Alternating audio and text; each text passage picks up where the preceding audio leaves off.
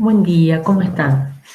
En esta primera clase vamos a comenzar con el desarrollo de la segunda parte del programa denominada Conceptos Contables Particulares. En ella vamos a estudiar los diferentes rubros que pueden integrar el activo, el pasivo y el patrimonio neto de una empresa comercial, industrial o de servicios. Comencemos entonces a desarrollar la unidad 2 de disponibilidades que, según las normas contables profesionales vigentes de nuestro país, este rubro se denomina caja y bancos. ¿Qué comprende este rubro caja y bancos? Comprende el dinero en efectivo en caja y bancos del país y del exterior y también otros valores de poder cancelatorio y liquidez similar. Con respecto a este último concepto, podemos incluir, por ejemplo, los giros postales y bancarios a la vista, ya que estos pueden cobrarse de forma inmediata. Este rubro caja y bancos presenta determinadas características muy particulares que deben ser tenidas en cuenta a la hora de decidir si es que un determinado activo puede integrar o no el rubro caja y bancos. Por ejemplo, la primera característica, que es liquidez inmediata, significa que el activo no debe tener ninguna restricción para su utilización, es decir, que debe tener disponibilidad inmediata. Y esto significa que este activo debe ser dinero o debe poder transformarse inmediatamente en dinero. Además, este activo debe poder utilizarse como medio de pago y debe tener poder cancelatorio legal e ilimitado para cancelar deudas. Si un activo no reúne todas estas características, no puede integrar el rubro caja y bancos. De ahí la importancia de tener en cuenta siempre estas características para poder clasificar un activo como caja y bancos. Ahora bien, analicemos un poquito la clasificación de este tipo de activo, de este activo. Si recordamos un poco las clasificaciones de activo vistas en materias anteriores, podemos decir, por ejemplo, que este activo, según su naturaleza financiera, lógicamente es un activo de tipo financiero, que desde el punto de vista de su naturaleza intrínseca, se trata de un activo inmaterial, ya que el mismo no posee existencia física, es decir, que es un activo de tipo intangible. También podemos decir que desde el punto de vista de su permanencia en el ente, se trata de un activo de rápida movilidad, que tiene mayor rotación y menor permanencia en la empresa.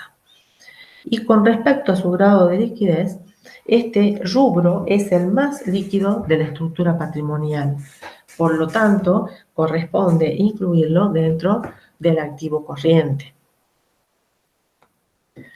Debemos tener en cuenta, además de esta clasificación, que existen algunos elementos que no pueden ser incluidos en este rubro caja y bancos, ya que no cumplen, ¿no es cierto?, con algunas de las características que hemos mencionado recientemente.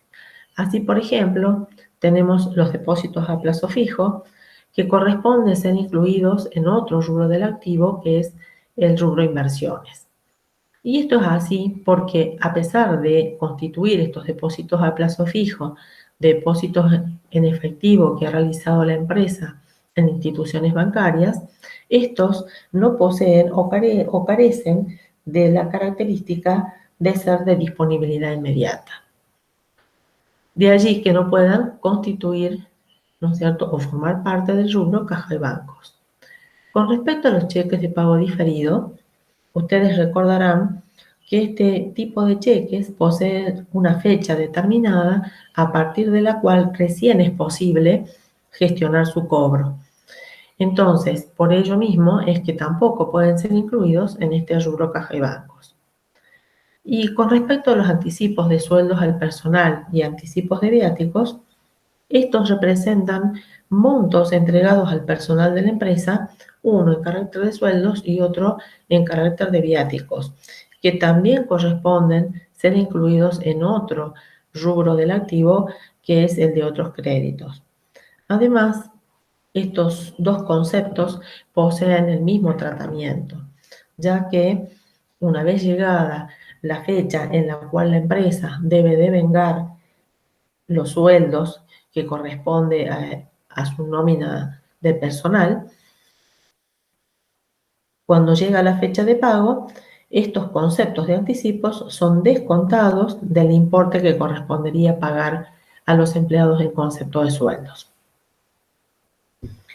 Ahora bien, ¿cuáles serían entonces los componentes que podemos encontrar en este rubro caja y bancos? Efectivo en moneda nacional, efectivo en moneda extranjera, saldos en cuentas corrientes bancarias, tanto en pesos como en moneda extranjera, cheques corrientes y además los giros postales y bancarios a la vista. Con respecto a los componentes, pero ya a nivel cuentas, podemos decir que en la caja podemos encontrar la cuenta caja en moneda nacional, la cuenta caja en moneda extranjera. Esta cuenta caja en moneda nacional se utiliza para registrar el movimiento de fondos que se hace con papel moneda y con moneda en circulación.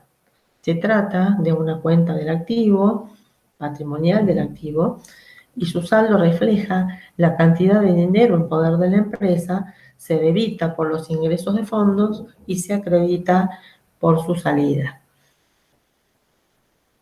Con respecto a la caja en moneda extranjera, esta cuenta va a formar parte del rubro caja y bancos siempre que se haya adquirido para realizar pagos en dicha moneda y no como inversión. Ahora bien, el valor por el cual vamos a registrar, ¿no es cierto?, la moneda extranjera, resulta de considerar el tipo de cambio vigente al momento de su incorporación. El uso de la cuenta, de esta cuenta caja, depende de la envergadura de la empresa. Es así que, por ejemplo, en empresas pequeñas, estas empresas normalmente efectúan pagos en efectivo y depositan los remanentes en las cuentas corrientes bancarias, mientras que las medianas y grandes empresas depositan todo el efectivo en las cuentas bancarias y realizan sus pagos con cheques. Pero como no es posible efectuar todo el universo de gastos con cheques, es que se recurre a implementar un sistema de fondo fijo o caja chica, reservando una X cantidad de efectivo para realizar pagos menores. Y esto la empresa lo hace cuando aplica medidas de control interno de los fondos que ingresan a la empresa. Es decir, es ahí entonces donde aparecen estas cuentas de fondo fijo, de recaudaciones a depositar y de valores a depositar. Esta cuenta de fondo fijo siempre va a tener saldo deudor. La cuenta recaudaciones a depositar va a representar todas aquellas cobranzas e ingresos que tiene la empresa y que van a ser depositados al día siguiente en las cuentas bancarias. Y la cuenta valores a depositar se va a utilizar cuando el movimiento de cheques sea importante y además sirve para registrar tanto la entrada como la salida de estos valores. Tenemos también una serie de operaciones que implican ingresos y egresos que están íntimamente relacionados con este rubro caja y bancos. Entre los ingresos tenemos, por ejemplo, los aportes, las cobranzas y los préstamos, y entre los egresos, los retiros, los pagos y depósitos. Ahora bien, Con respecto a los aportes, acá nos estamos refiriendo a una fuente de financiación propia de la empresa. Y estos aportes comprenden aquellos que realiza tanto el dueño como los socios cuando se trata de una empresa unipersonal o sociedad al momento de constitución de esta empresa o sociedad. Y también comprende a aquellos que se realizan más adelante en carácter de aportes irrevocables, que luego deben convertirse en capital. Con respecto a las cobranzas, acá estamos refiriéndonos, digamos, a las cobranzas por las ventas al contado que pueda realizar la empresa, ya sea de mercaderías o de algún bien de uso, por ejemplo. También nos podemos referir acá a las cobranzas que realiza la empresa de clientes o de pagarés o de tarjetas de crédito como consecuencias de ventas que haya realizado, ya sea en forma financiada con un documento o una venta con tarjeta de crédito. Y también tenemos los préstamos. En este caso, esta situación, digamos, se va a presentar cuando la empresa tenga una necesidad de recursos financieros y recurra a una entidad financiera para solicitar un préstamo. Acá, a diferencia de lo que vimos con los aportes, estamos haciendo referencia a una financiación ajena o de terceros. Con respecto a los egresos, tenemos, por ejemplo, los retiros, ya sea los efectuados por el dueño o por los socios, si es que se trata de una sociedad. Y con respecto a los pagos, acá también la empresa va a hacer pagos cuando efectúe compras al contado, por ejemplo, ya sea de mercaderías o de algún otro bien que la empresa necesite y por eso lo adquiere para afectarlo a su actividad. También estamos refiriéndonos, en este caso, a los pagos que la empresa realice a sus proveedores, a la cancelación de pagarés o a pagos de préstamos o a gastos que la empresa decida realizar en efectivo. Y con respecto a los depósitos, bueno, en este caso nos referimos a los depósitos que la empresa realiza en sus cuentas corrientes bancarias.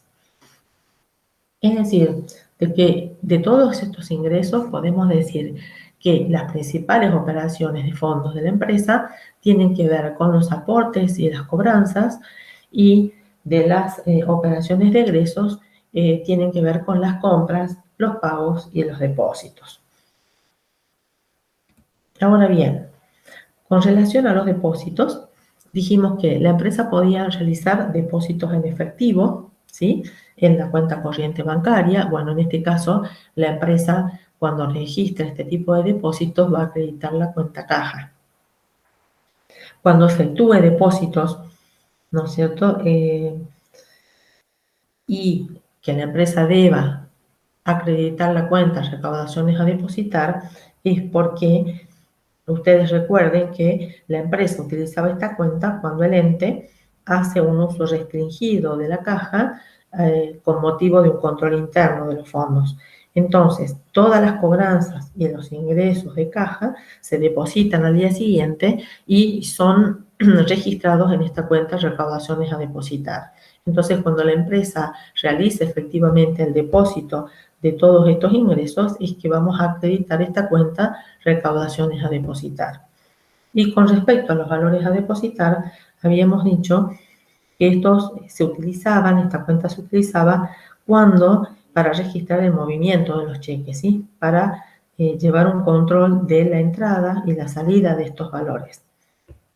Entonces, en este caso, cuando la empresa efectúa depósitos de estos valores, es que vamos a estar acreditando esta cuenta valores a depositar. Ahora bien, las empresas deben efectuar un control interno de los fondos que contienen, ¿no es cierto?, esta cuenta caja. Y para efectuar o para llevar a cabo este control, estos controles periódicos que realiza, es que la empresa va a tener que realizar arqueos. ¿Qué es un arqueo? Un arqueo es un procedimiento técnico contable que consiste en el recuento físico del dinero en efectivo, cheques y otros valores, con la finalidad de verificar que los valores arqueados coinciden con el saldo de la cuenta caja. Es decir, en este caso se está haciendo un control de tipo cuantitativo porque se está verificando si es que los valores arqueados coinciden o no con el saldo de la cuenta caja. Estos controles periódicos pueden, una vez que la empresa los realiza, ¿qué es lo que tiene que hacer? Comparar, ya dijimos, tiene que comparar estos valores arqueados con el saldo de la cuenta caja, con la información que le da la contabilidad. Y puede ocurrir que esta comparación dé como resultado de que no existe una coincidencia entre estos valores. Entonces, ¿qué es lo que tiene que hacer la empresa en este caso? Debe proceder a realizar un control de los registros con la documentación y de corresponder, ¿no es cierto?, deberá realizar ajustes a efectos de que la contabilidad brinde la información ajustada a la realidad, que refleje la realidad que resulta del arqueo que efectuó la empresa. Veámoslo más claramente con un ejemplo. Ahora, antes de pasar al ejemplo, ¿qué es importante tener en cuenta? ¿Cuál es el momento en que la empresa debe hacer estos controles? La empresa debe hacer estos controles diariamente, por supuesto, porque se trata del control de la caja, del manejo de los fondos de la empresa. Esa sería la periodicidad con la que debería hacerse este tipo de controles. Vamos al ejemplo. Acá tenemos un ejemplo de un arqueo efectuado al 31 de julio del año 2020, donde, como consecuencia de este control o de este arqueo, hemos elaborado una hoja de arqueo, así se llama este documento, una hoja de arqueo, donde vamos a detallar lo encontrado en el recuento físico practicado a la caja de la empresa. Entonces, ¿qué es lo que hemos encontrado resultante de este arqueo? El dinero en efectivo, ¿sí?, que nos da un total de 8.135 pesos, donde acá tenemos el detalle de los billetes que hemos tenido que contar, digamos, y verificar, y nos da un total de 8.135. También tenemos la cantidad de monedas encontradas en el arqueo. Ahora bien, no solamente vamos a encontrar dinero en el arqueo, podemos encontrarnos con otra serie de elementos, como por ejemplo, un comprobante de viático por 100 pesos, también un cheque corriente de un cliente de la empresa por 2.500 pesos, un recibo en concepto de anticipo de sueldos por 300 pesos, una factura A por gastos de fotocopia por un total de 242 pesos y también moneda extranjera, en este caso dólares, es decir, tenemos 100 dólares en la caja. Esta información es la que nos brinda el recuento físico, el arqueo. Y por otro lado tenemos la información que nos brinda la contabilidad, ¿no es cierto? O sea, tenemos el saldo contable de la cuenta caja, que en este caso nos dice que tiene un total de 18.405 pesos. Esta información contable, ¿de dónde surge? Surge del mayor de la cuenta caja. Ahora bien, ¿cuál es el procedimiento? ¿Qué es lo que la empresa debe hacer una vez que hizo este recuento físico? Tiene que proceder a realizar un control de tipo cualitativo. Es decir, ¿en qué consiste este control de tipo cualitativo? La empresa debe analizar si todos estos elementos existentes responden a los conceptos de la cuenta caja. Y de no ser así, deberemos proceder a realizar un ajuste a efectos de que las cuentas reflejen lo que corresponde. Es decir, por ejemplo, de este comprobante de viáticos, nosotros vamos a tener que hacer una registración. Vamos a tener que imputar este concepto de viáticos por 100 pesos a la cuenta que corresponde. A ver, veamos. Esta sería la registración que la empresa va a tener que realizar al 31 de julio. Por el comprobante del viático por 100 pesos, vamos a debitar la cuenta viáticos y movilidad. Por el cheque corriente del cliente de la empresa, por un total de 2.500 pesos, vamos a debitar la cuenta valores a depositar. Por el recibo de anticipos de sueldo realizado a un empleado por 300 pesos, lo vamos a registrar a la cuenta anticipo de sueldos. Por la factura A de gastos de fotocopia, también vamos a imputar este gasto a la cuenta que corresponda de gastos de fotocopia, pero acá tenemos que tener cuidado porque los 242 pesos corresponden al total de la factura y como se trata de un comprobante tipo A, sabemos que están comprendidos dentro de estos 242 pesos el impuesto al valor agregado. Entonces, a efectos de su registración, vamos a tener que desagregar el precio neto grabado de ese total, dividiendo los 242 pesos por 1.21 para obtener el precio neto grabado de 200 pesos y poder imputárselos a la cuenta gastos de fotocopia. Y los 42 pesos que corresponden al impuesto al valor agregado lo vamos a registrar en la cuenta IVA crédito fiscal. Luego, con respecto a los dólares, ¿se acuerdan que teníamos 100 dólares? También los vamos a registrar en la cuenta moneda extranjera, pero en este caso tenemos que fijarnos por qué valor lo vamos a registrar. Fíjense, acá tenemos dos tipos de cotizaciones. Una cotización del dólar a esta fecha, 31 de julio, tipo comprador de 71 pesos con 25 centavos y otra cotización tipo vendedor de 76 pesos con 25 centavos. Entonces, acá es saber cuál de estos dos tipos de cotizaciones debemos aplicar para poder registrar esta moneda extranjera.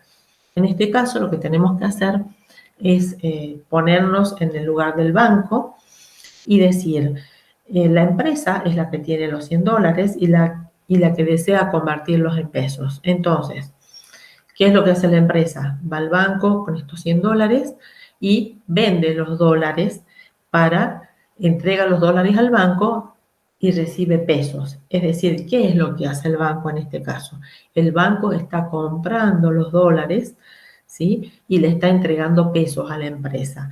Entonces, como el banco en este caso es el que compra, esa es la cotización que vamos a aplicar. Cotización tipo comprador. Por eso es que si nosotros multiplicamos estos 100 dólares por los 71 pesos con 25 centavos, nos da un total de 7.125, que es el importe por el cual vamos a registrar esta moneda extranjera. ¿Y cuál va a ser la cuenta acreedora en este caso? La cuenta caja. Y nos daría un total de 10.267 pesos. Es decir, que con este asiento, ¿qué está haciendo la empresa? Está depurando la cuenta caja. Está detrayendo de esta cuenta caja todos estos conceptos que no corresponde que formen parte de la cuenta caja.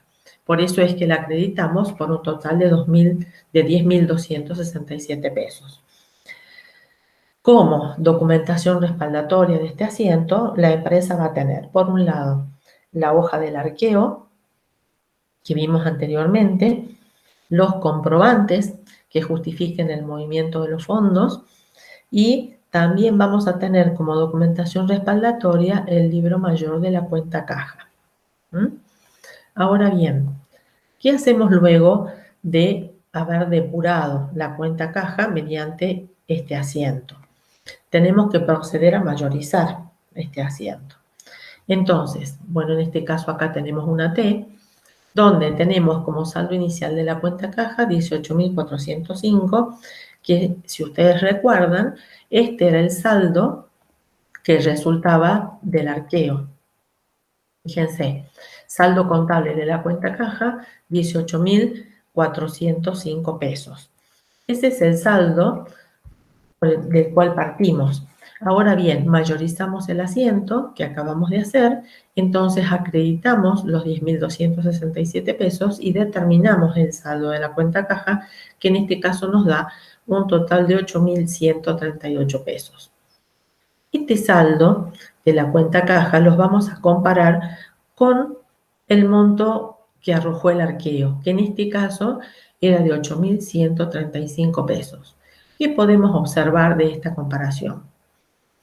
Que la contabilidad nos dice que en la caja debería haber 8.138 pesos y el arqueo, o sea, el recuento físico del dinero que hicimos, nos dice que solamente hay en la caja 8.135 pesos. O sea que existe una diferencia de 3 pesos en menos.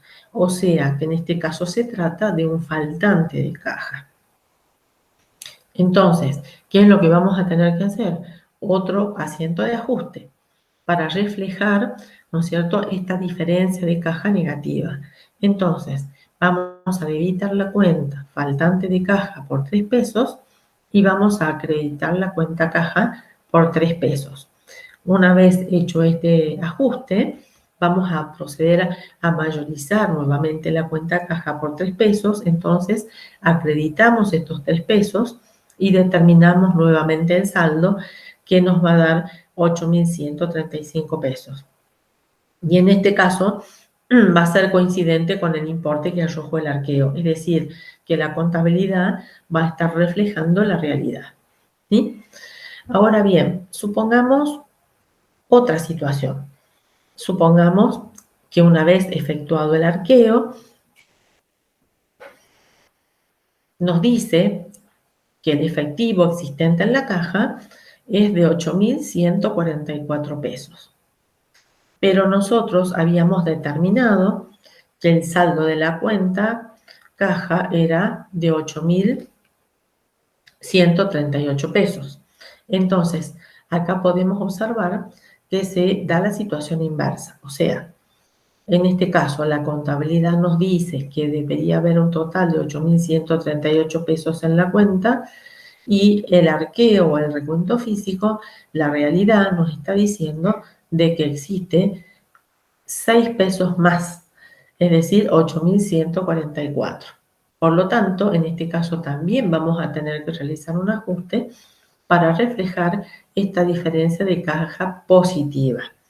Entonces, el asiento va a ser debitar la cuenta caja por 6 pesos y acreditar una cuenta de resultado positivo que se llama sobrante de caja para reflejar justamente esta diferencia de caja positiva. Una vez mayorizado este ajuste de la cuenta caja, el saldo contable va a reflejar la realidad, es decir, nos va a dar como resultado un saldo de 8.144 pesos coincidente con lo determinado en el arqueo.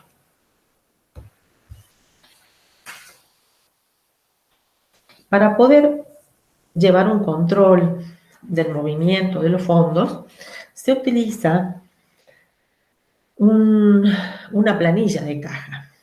Y esta planilla de caja es un comprobante de uso interno para la empresa y que le sirve para poder controlar los movimientos de la caja y también su composición. Además que va a facilitar también la realización del arqueo por la información que contiene. Veamos, en la estructura de esta planilla, acá la tenemos, podemos observar que tenemos un sector donde el responsable de la caja va a ir registrando todos los ingresos que se producen en la caja durante ese día. Acá tenemos el espacio para poner el día, el mes y el año. Entonces, acá va a registrar todos los ingresos que se producen en ese día, poniendo el número de comprobante, el concepto por el cual se efectuó ese ingreso y el monto. Y lo mismo va a ocurrir con los egresos. También va a registrar o va a anotar el comprobante que justifique ese egreso de la caja, el concepto por el cual egresó ese dinero y el monto, totalizando ambos movimientos, tanto los ingresos como los egresos. Y luego en este sector tenemos que partir, ¿no es cierto?, de un saldo anterior, que va a ser el saldo que tenía la caja al cierre del ejercicio anterior, al cual le vamos a agregar los ingresos obtenidos en este día, vamos a determinar un subtotal y luego le vamos a detraer el total de los egresos, quedándonos como resultado el saldo de la caja al cierre de este día. También encontramos acá un espacio donde el responsable de la caja va a poder detallar los cheques, tanto los cheques corrientes como los cheques diferidos. También hay un espacio para poner el efectivo y para determinar el total. Y en este otro espacio tenemos el lugar para efectuar, para registrar, mejor dicho, el control efectuado por la caja, la fecha en la que se lo hizo, quién es el que ha revisado y quién es el que ha contabilizado toda esta información. Bueno, ahora pasamos al fondo fijo. Ya habíamos mencionado anteriormente que esta cuenta de fondos fijos aparecía formando parte de este rubro caja y bancos como consecuencia de un sistema de control que implementaba la empresa para el manejo de los fondos. Este sistema de fondo fijo o de caja chica es un sistema, dijimos también, que le permitía a la empresa efectuar pagos menores en efectivo, porque recordemos que una vez implementado este sistema de fondo fijo o caja chica, la empresa realizaba todos sus pagos mediante la emisión de cheques y para poder realizar esto debía recaudar, es decir, todo el dinero disponible, más todos los ingresos que se producían, debían ser depositados en las cuentas corrientes de la empresa. Ahora bien, ¿cuáles son esos pagos menores, por ejemplo, que puede realizar la empresa con este fondo fijo? Tenemos, por ejemplo, gastos en fotocopias, artículos de limpieza, o también pueden ser, por ejemplo, adquisición de artículos de librería, gastos de correspondencia, remises, gastos de remises, etc. Es decir, son todos pagos menores que la empresa va a realizar con este fondo fijo. Cuando la empresa implementa este sistema de fondo fijo, lógicamente tiene que reglamentar el funcionamiento de este fondo fijo. Reglamentar el funcionamiento del fondo fijo implica, por un lado, designar un responsable que va a estar a cargo del mismo y que va a tener que realizar las rendiciones periódicas. Además, la empresa también va a tener que determinar cuál va a ser el monto por el cual va a constituir ese fondo fijo. Y va a tener que determinar también, por otro lado, cuál va a ser el monto máximo que podrán alcanzar cada erogación, ¿sí?, que se va a realizar con este fondo fijo. Y por último, va a tener que determinar en qué oportunidad se van a efectuar las rendiciones de este fondo fijo. Y para ello tiene dos alternativas. Una es establecer una fecha determinada y decir, por ejemplo, que cada 15 días se va a efectuar la reposición, la rendición y la reposición del fondo fijo, o decir, por ejemplo, que todos los fines de mes se va a llevar a cabo esta rendición y reposición del fondo fijo.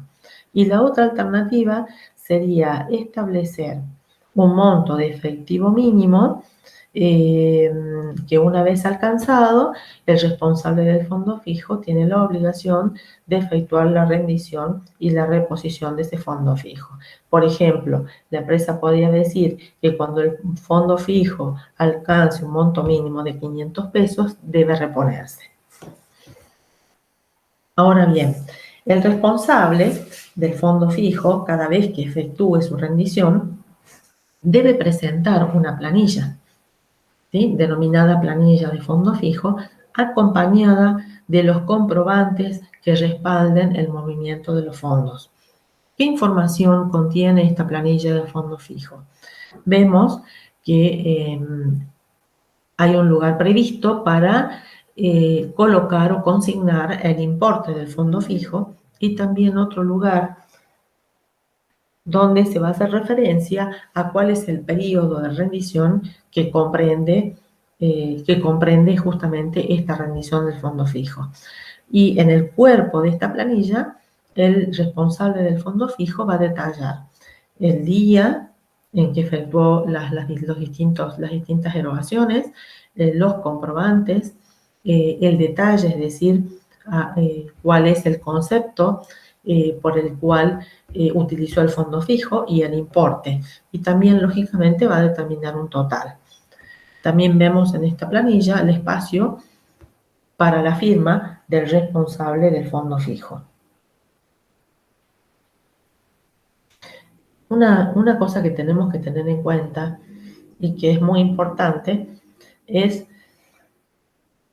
que esta reposición, ¿no es cierto?, del fondo fijo debe efectuarse necesariamente, o sea, no solamente cuando lo establezca la empresa de manera periódica, sino que necesariamente debe efectuarse a fecha de cierre de ejercicio. ¿Para qué? Para que los gastos efectuados puedan ser cargados en el periodo a las cuentas que correspondan. En este sistema de fondo fijo podemos distinguir diferentes momentos. Tenemos el momento de la constitución, el momento de la utilización, de la rendición y de la reposición de este fondo fijo. Ahora bien, ¿en qué consiste cada uno? En el momento de la constitución es conveniente que se emita un cheque, ¿sí?, para su constitución. Y no es conveniente que la empresa utilice dinero de la caja para la constitución del fondo fijo, porque si no, de esta manera se estaría desvirtuando el control implementado por la empresa mediante la instalación de este sistema de fondo fijo. Ahora bien, con respecto a la utilización, este momento se da cuando el responsable del fondo fijo confecciona esta planilla que acabamos de hacer a medida que va utilizando ese fondo fijo. Y luego llega el momento de la rendición y reposición. Es decir, esto se da cuando llega, como dijimos anteriormente, la fecha establecida para esa rendición y reposición o cuando se alcanza el tope mínimo preestablecido por la empresa a estos efectos. Entonces, cuando llega este momento de rendición y reposición, lo que hace la empresa es emitir un cheque por el monto utilizado de acuerdo a la rendición de los comprobantes que efectúe el responsable del fondo fijo para reponerlo. Es decir, que estos momentos están ligados con la registración que ustedes van a tener que hacer en el trabajo práctico, en los trabajos prácticos que van a ver. Para la registración existen dos criterios. Uno, donde se utiliza la cuenta fondo fijo para el momento de la constitución, es decir, en el momento en que se constituye el fondo fijo se va a debitar esta cuenta, entonces se utiliza en el momento de su constitución, se utiliza en el momento de la rendición y la reposición, acreditando la cuenta fondo fijo cuando hacemos la imputación a cada una de las cuentas que correspondan, de acuerdo a los comprobantes que rinda el responsable del fondo fijo, y luego en el momento de su reposición, donde vamos a volver a debitar la cuenta fondo fijo contra la cuenta con cargo a la cuenta banco XX cuenta corriente por la emisión del cheque.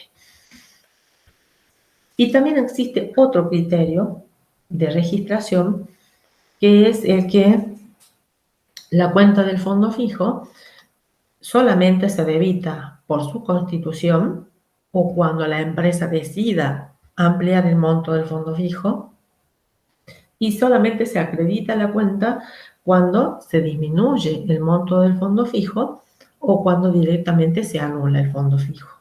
Es decir, que en este caso la cuenta no va a tener movimiento, solamente en el momento de su constitución, ¿sí? O cuando la empresa, como dije anteriormente, decida aumentar el monto del fondo fijo o decida disminuirlo. Existen diferentes opiniones acerca de estas dos alternativas de registración. Hay autores que están a favor de la primera de las alternativas que mencioné, y uno de esos autores es Forley Newton, justamente. Él sostiene que es mejor la aplicación de esta alternativa, de esta primera alternativa, porque deja en la cuenta fondo fijo un registro tanto de los montos como de la periodicidad en que se van haciendo las reposiciones. Y esto, dice él, que puede resultar de utilidad para la empresa cuando la misma tenga que decidir si ese fondo fijo necesita alguna modificación en el importe, es decir, si necesita ser aumentado o disminuido. Y hay otros autores que sostienen lo contrario, que están a favor o que dicen que la utilización de la segunda de las alternativas es la técnicamente correcta, porque la primera alternativa lo que hace es desvirtuar el concepto del fondo fijo. Bueno, espero que hayan comprendido los temas que hemos desarrollado hasta aquí, y ya saben que las dudas que surjan de los mismos, ustedes las pueden plantear en el foro que tienen habilitado en el aula.